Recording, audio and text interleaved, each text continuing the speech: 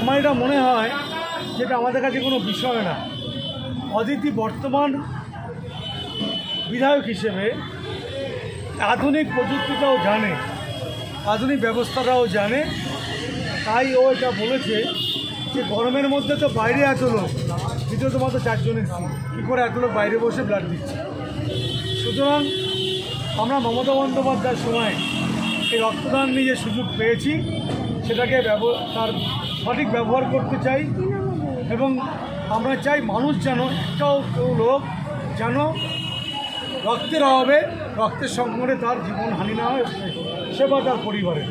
সেই জন্যে আমাদের এই বিধানসভায় 30 দিন ধরে চলবে আমাদের এই ব্লাড ডোনেশন ক্যাম্প। আমাদের শিক্ষা সংগঠন, আমাদের মূল সংগঠন, সমস্ত ওয়ার্ড ভিত্তিক, মানে আমরা অ্যাপ্রক্স যদি 50 কম ধরি, বেশি আরও লোক হবে, 100 হবে, তাহলে কিন্তু এই বিধানসভায় 30 দিনে আমরা সরকারের যে ব্লাড ব্যাঙ্ক বা প্রাইভেট ব্লাড ব্যাঙ্ক, সেখানে কিন্তু প্রায় 1500-এর উপর ব্লাড আমরা সেখানে দিতে পারবো।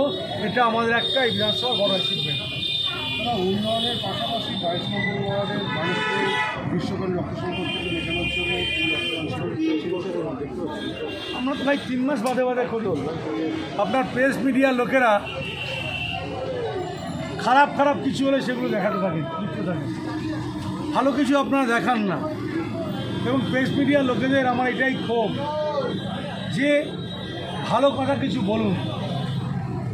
দেখুন, রক্তদান আমরা 3 মাস বাদে বাদে করি। আমরা গত এপ্রিল মাসে করেছি রবীন্দ্র ভবনে। এপ্রিল থেকে ধরি হিসাব করুন, এপ্রিল, মে, জুন, জুলাই, 12 আগস্টে ব্লাড ডোনেশন ক্যাম্প করুন বিধায়কের উদ্যোগে।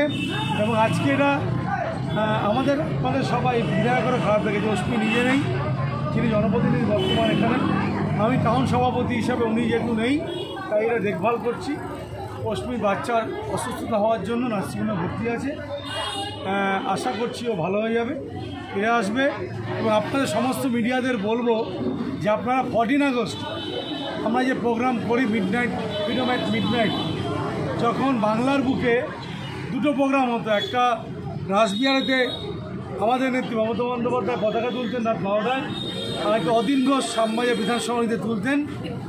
তারপরে আমরা 1999 সাল থেকে আমরা এখানে ফ্রিডম অ্যাট মিডনাইটে প্রোগ্রাম করি। আপনারা ওখানে আসবেন, দেখবেন কত মানুষ সন্ধ্যে 7টার থেকে রাত্রি 12টা একটা সারাদিন বসে। শেষ প্রশ্ন, তুমি 22 নম্বর ওয়ার্ডের প্রাক্তন প্রতিনিধি, এর পাশাপাশি রাজুরহাট গোপালপুর বিধানসভার সভাপতি এখানকার চশমা লিখিত মানুষের সঙ্গে তো আমরা থাকছি। আপনারা লিখুন, এটা লিখুন এবং বলুন। সেটা হচ্ছে যে গত বর্ষা, এই বর্ষার আগে আমাদের বিধায়ক অদিতি মুন্সি জল জমা দেখতে এসেছিল, যে বাগজেলা ক্যানেলের পাশে পার্শ্ববর্তী অঞ্চলে কীভাবে জল জমে গেছে সেটা দেখতে এসেছিল। এবং সেটা প্রশাসনিক মিটিংয়ে বিধায়ক হিসাবে মুখ্যমন্ত্রী জানিয়েছিলেন। সঙ্গে সঙ্গে মুখ্যমন্ত্রী আর সচিবকে বলে যেটা অদিতি বলছে সেটা দেখিনি। এবং অদিতি কী বলেছিল, একটি ছোট্ট রাজনীতি জগতের মেয়ে নয়, সে গানের জগতের একটি মেয়ে, সামাজিক একটা বিখ্যাত মেয়ে, যে কৃষ্ণর গান গেয়ে বেড়ায়। সে বলেছিল, দিদি আমি তো এত বুঝতে পারি না, কিন্তু আমি দেখেছি লোকের অনেক কষ্ট হয়, এটা আপনি একটু দেখুন। সেই কথার উপরে ভিত্তি করে মমতা বন্দ্যোপাধ্যায় আর দপ্তরকে বলে এবং দপ্তর টেন্ডার করায়, এবং বাগজেলা ক্যানেল 10 ফুট মাটি কাটা হয়েছে। বাগজেলা ক্যানেল গত বর্ষায় যা ছিল তার থেকে 10 ফুট মাটি কাটবার জন্য এবারের এত বৃষ্টি হয়েছে, সর্বত্র জল দাঁড়িয়েছে। কিন্তু গতবারের মতো এবারে কিন্তু জয়পুর, অজয়নগর, সুরের মাঠ, মেলাবাগান, নয়াপট্টি, এইসব জায়গায়, দুর্গাপতি, সব জায়গায় জল দাঁড়ায়নি। এটা আমাদের সরকার, আমাদের বিধায়কের অ্যাচিভমেন্ট। এবং সঙ্গে সঙ্গে এখানকার যিনি জনপ্রতিনিধি, পৌরসভাকে সঙ্গে নিয়ে এলাকার সমস্ত প্রয় প্রণালী ড্রেন পরিষ্কার করে দিয়েছেন, ঝাড়াই করে দিয়েছেন, তার জন্য আর জল দাঁড়াচ্ছে না। এটা হচ্ছে অ্যাচিভমেন্ট, এটা উন্নয়ন। আচ্ছা, কতজন রক্ত দিল শেষ পর্যন্ত? 50 জন রক্ত নিতে ওনারা সব কিছু সিস্টেম নিয়ে এসেছিলো, কিন্তু এখানে 100 লোকের উপরে উপস্থিত ছিল রক্ত দেওয়ার জন্য। কিন্তু ব্লাড অনেক সময় ধরে নিলে সেটাকে প্রিজার্ভ করতে দেরি হলে পরে তাহলে ব্লাডটা খারাপ হয়ে যায়। সেই জন্যে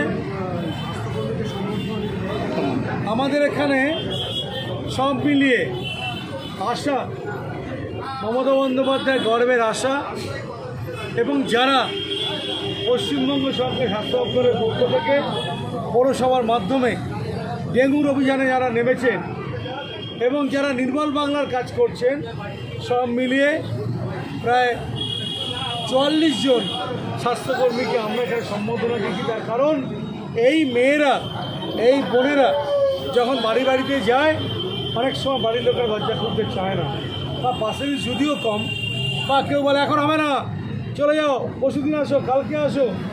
তার জন্য আমরা অনেক সময় রাগারাগি করি, তুমি কেন ছাদের উপর জল জমাটা দেখলে না, তুমি কেন চলে আসলে। তাই সব মিলিয়ে এটা একটা আমরা মনে করেছি এই স্বাস্থ্যকর্মীদের সম্মান পাওয়া উচিত।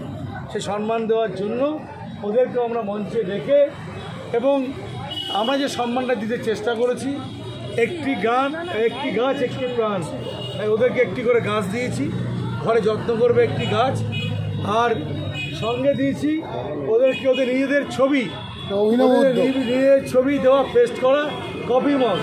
ওই কফি মগটা যদি ঘরে থাকে, ওদের ছেলেমেয়েরা ইন্সপায়ার হবে যে আমার মা কত ভালো কাজ করেছে, আমাকেও সমাজের জন্য কিছু আগামী দিনে করতে হবে। তার বরকে ভাবতে হবে, তার হাজব্যান্ড, তার বাবা ভাববে।